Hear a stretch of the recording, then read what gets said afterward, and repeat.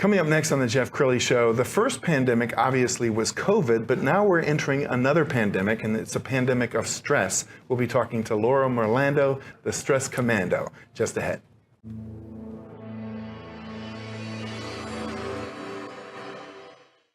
Many are predicting that the worst is yet to come, which is unfortunate, said one person here.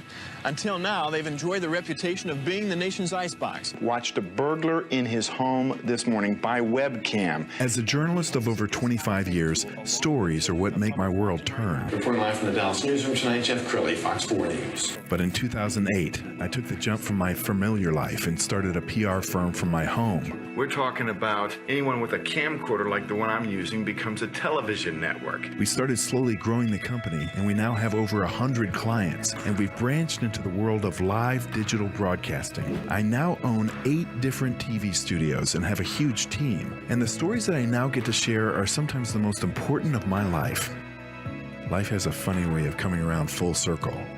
This is the Jeff Crilley Show. Well, let's face it, we were stressed out before the pandemic. We're wired, we're tired. There's lots of reasons to be stressed out. Now you have Ukraine, Russia, the pandemic, worries about finances. There's a lot to be worried about. My next guest is Laura Morlando, the Stress Commando. Thanks for coming on the show. Thanks for having me. It's good to be here. I got to brag about you because we met on the networking circle probably 20 years ago. Yeah, almost, yeah. And when you stood up to give your 30-second elevator speech, I don't know if you still remember what it is, but you would introduce yourself, and I said, man, she's got the best tagline ever. Thank you. Yeah, I still use that tagline. So, yeah, Laura Morlando, the Stress Commando. I combat stress one solution at a time. So it hasn't much changed. And you were coaching and speaking about stress before it was cool. Now, suddenly, I have to imagine your business has blown up. It is. I mean, because unfortunately, everyone's really stressed out. And so you've seen the different phases of stress. So we had a recession stress, and now we've got this, we had the pandemic and quarantine stress, and now we're having the post-pandemic stress, and then everything else that's going on in the world. And so everyone's very overwhelmed. And I think that's the number one thing. They're overwhelmed, and everyone's going through a similar experience, but it's manifesting differently. So yeah, stress is a big deal. Give us some easy things all of us can do to reduce our stress. I think the first thing is to acknowledge that it's real. I think all too often we dismiss it, especially as women. Women will dismiss it as, oh, it's just this, or oh, I'm just hormonal. We don't take it seriously. And what I really am appreciative about these days, especially post-pandemic, is mental health is really a thing. And you're hearing people talk about self-care. So acknowledging that stress is a real thing is number one. The second thing is to just have an attitude of gratitude. No matter how overwhelmed or stressed out you are, if you can say, what am I grateful for in this moment? You're going to have something that will flip the switch chemically in your brain. And it's just a really great thing to do. So on my very high pain days, okay, what am I grateful for? Well, I'm grateful for that I can feel it. I'm grateful for that it's helping me slow down and be present and making sure that I'm going to, what's important? What are my priorities? Reassessing certain things. So that awareness is really very important of having it and having that attitude of gratitude. And then the other thing that you want to look at is making sure you've got a really good community around you. So a community is something that a lot of people missed during the pandemic. They felt alone and isolated. And they're thinking, oh my gosh, now what do? I don't know how to reach out to my friends anymore. I can't get a hug anymore. I can't shake hands anymore. And I had a lot of people reach out to me thinking, oh my gosh, how am I supposed to do this? And I don't even know what Zoom is. I don't know how to connect in the virtual space. And so the power of community and connection really became important through the pandemic and even beyond. And so it's not just a group for the sake of a group, but where can you have community? Where can you have support? And where can you contribute? We all want to be seen, heard, and valued, but more importantly, we want to matter and make a difference. And so where can I matter and make a difference in your life? Where can I contribute to a community and make a difference? And when you do that, it raises your vibrational energy. And that's a good way to shift. How about other things, meditation or listening to different music? When you go to a spa, there's a reason you hear spa music, right? Absolutely, and so that's that self-care. So you definitely want to have meditation, certain music, and it depends on what you're trying to do. So for example, coming here to know I'm going to meet you, what's my fight song? What's going to get me going? What's that power-up song? Love it. When you're really stressed out, what's the I can't handle one more piece of information song? So for my husband, it would be classical music and absolutely no words. words. So when I hear that, I know, just smile and nod. It's that kind of day, you know? So you just kind of have to figure out what that is. Or, you know what, I'm very angry right now and I just need my rage playlist. What's that rage song that's just gonna get me like, oh, you know, get it out of my system kind of. So music can play, and then definitely the meditation, the self-care. And then the one that I love, and I think you shared this one, is the power of massage in your hands. I think all too often when we're stressed out, we think we're out of control. We're kind of like that Forrest Gump feather in the wind, and the wind is telling us which way to go. But you actually have control of how you set the sail and navigate the wind. And so massaging your hands can kind of lower stress levels. It'll actually lower the brain chemistry. Your brain will calm down. And so just taking your thumb and massaging can really make a big difference in those things. Well, another thing that you're passionate about is networking, and networking the right way. And networking can cause stress as well. So for the person who doesn't like crowded rooms, what do you say? What I would say is that approach it from a community standpoint. And there's actually two types of networking. There's transactional or traditional networking, and then there's relational networking. Now, relational networking is about having meaningful conversations and building lasting relationships. It's that first type of networking, that transactional or traditional networking, which is how you and I met, that some people might get turned off on. That's the 30-second commercial elevator pitch, what can you do for me, leads, exchanges type of thing. It's very transactional. But relational networking is having a meaningful conversation to have a lasting relationship.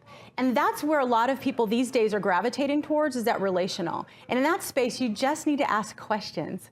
So if you're socially awkward like I am, questions are your friend. And my number one favorite question to ask is, what's the best thing that's happened to you today? That's a great question. It's an easy one. Yeah. And since you and I had talked, you were telling me the best things that happened to you since I would talk. So I can change the ending of that. What's the best thing that's happened to you, Jeff, since we last spoke, or since our last meeting? You can use that at any point to nurture a relationship or at the beginning of a relationship. So questions are really helpful. And when you try to learn something from someone and about someone, that's the right way to connect. You're not worried about transacting business and what lead can you get from them. It's just, what can I learn? What can I provide value? And can I listen?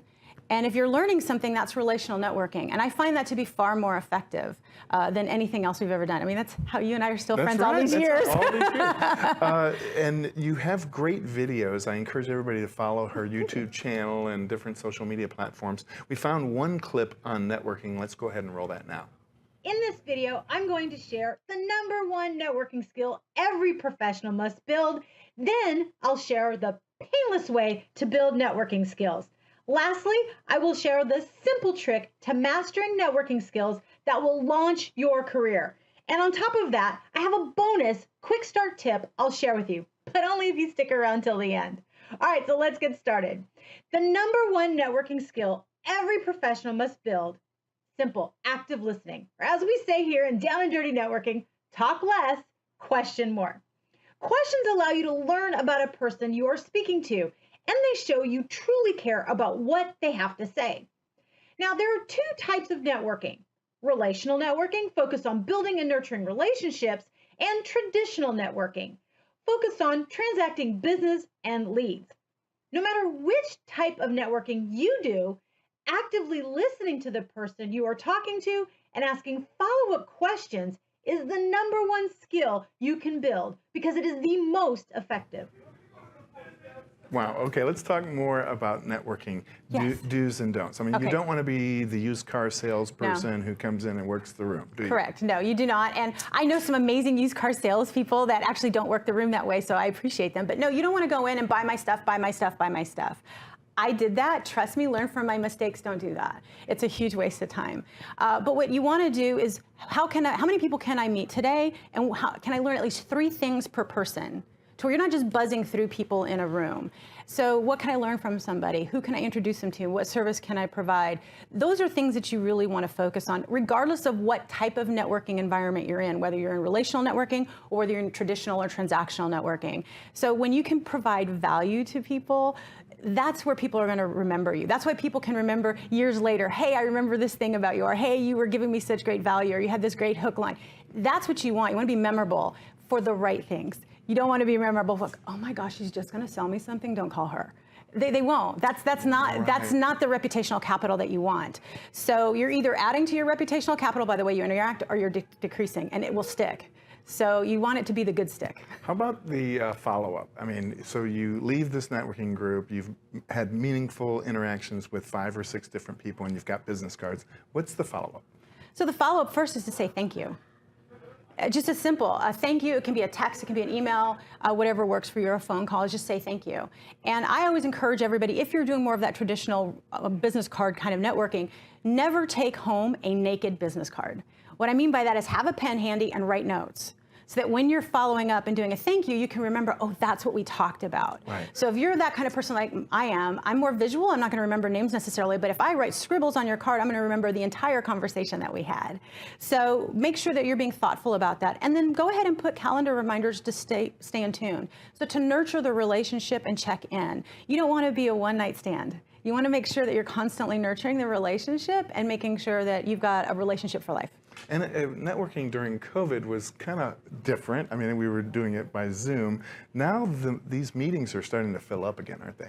They are. So the in-person meetings are filling up, but so is the in-person. There's a value in both. So you have to decide which one is for you. If you're more the in-person one, then you're going to find within your area. But if you're liking the ability of a diverse network and you want things to go beyond your geography, virtual is going to be the way to go.